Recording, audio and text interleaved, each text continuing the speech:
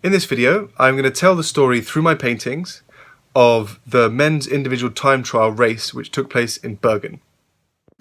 The winner of this 31-kilometer individual time trial course takes home a medal, the gold medal, obviously, is your first.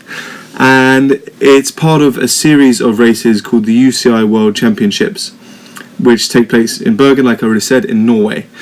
The time trial course is 31 kilometers long, and at the end of the course there's an enormous spike in the profile, which is a punchy climb with gradients around 9 to 10%, which to the layman means pain in your legs, basically. As the race gets underway, what stands out is the sheer size of the crowds. There's people on top of people on top of people, and there are Norwegian flags absolutely everywhere.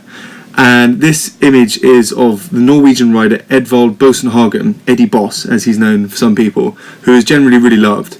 And the locals absolutely love this guy. He's Norwegian, as I might have said. And they're cheering and they're going absolutely wild when he shoots up the climbs and goes through the roads. And the Eurosport commentator Carlton Kirby suggests that this might be actually his most memorable moment of his career.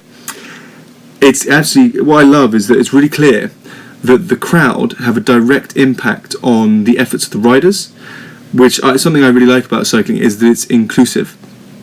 And yeah, particularly during the last series of hairpins and these when the riders are going slower on these climbs, the crowd can get closer and they get more of a connection with the rider, I think, because they're not just whooshing past. And you can tell that Eddie Boss is really giving it some welly, which is awesome. You know, watching someone give their all is always a beautiful sight. And yeah, part of being close to them, it means that the cameras can get close as well, because there's not a danger of them whooshing past or hitting someone. There's just less danger, which shows up close what the rider's going through. So again, it enforces that connection with the riders, along with the close camera angles as well. And of course, the crowd's getting super close and clearly loving it. It really intensifies the action and puts you there in the race, which I hope this painting does too. Let me quickly say at this point that all these paintings are going on sale on the 29th of September 2017 at midday. If you'd like one, then go to my website captainsmithdesign.com and sign up to the email peloton, which is the mailing list, and you'll be the first to know when they go out. Something which I didn't actually end up drawing or capturing was this crazy area just before the final climb where you were allowed to swap your time trial bike for a road bike, and there was some bonkers stuff where these riders would come in really, really quickly, brake really hard, leap off the bike, chuck the other bike down or give it to the mechanic, then leap onto the new time trial bike, get a push and go up the climb. But here we've got Chris Froome. His focus on the year was obviously the Vuelta Tour double. It's a pretty big focus, and he achieved it, which is absolutely enormous, and so he has a lot of momentum with him. However, there's also a lot of fatigue that comes with that, because he's been racing really hard at his peak for a super drawn out period, and so we don't know how he's going to go. It should be noted that Chris Froome doesn't just turn up to have, you know, a beer in the pavilion after the match. He might be a gentleman on the bike, but when he's off the bike, but when he's on the bike, he's an absolute savage, and he takes zero prisoners. So we know he's going to be competing. Primož Roglič posts a really good time. He is currently in first at this point, and while Froome is on the road, we can see that he's taking it seriously, which is awesome to see, because we know he's an awesome rider on the bike.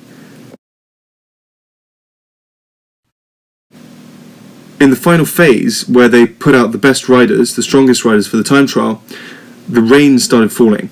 And this will affect the riders because they'll be more cautious going around the corners, which will mean that they get longer times.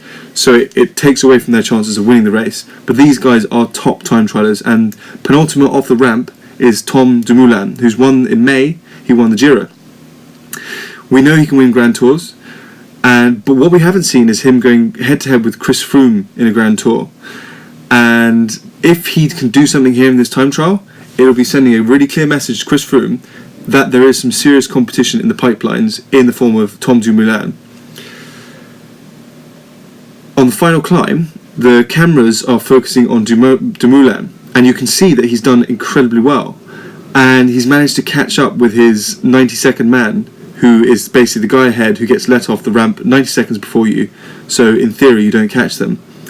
But Froome is the man, and Dumoulin managed to almost catch up with. And what makes it so dramatic is that you don't see Froome. You don't quite see Froome.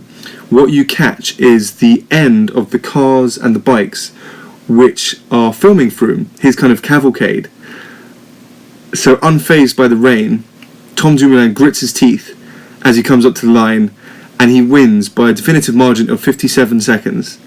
And to put that in perspective, to show how much of a margin that is, prior to Chris Froome, Roglic and Tom Dumoulin finishing, the top three provisional medals on the medal board, so people who finished the race, they were 1 second apart. So there's 1 second between position 1, position 2 and position 3 in the leaderboard, and he put 57 seconds into everyone else.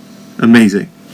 He storms the time trial, Roglic takes silver and Froome takes bronze. And Froome now has a serious contender for the Grand Tours. Dumoulin proved his pedigree from winning Grand Tours in May in the Giro, and while Froome is sometimes human in the mountains, he is an absolute machine in the time trials. But now he has another time trials cyborg to deal with, and this sets up a head-to-head between Tom Dumoulin and Chris Froome, which we can really look forward to. And that was what I think was such a standout moment of this race, because it shows what we have in store between Chris Froome and Tom Dumoulin. Chapeau Dumoulin, chapeau. Thank you for watching. If you've made it this far, well done. That's an achievement in itself. If you do like these videos, then click the subscribe button, which means you will get notifications of my videos in your newsfeed whenever they come out. So when you go onto YouTube, you'll see, oh look, it's that guy's bald head talking about cycling again.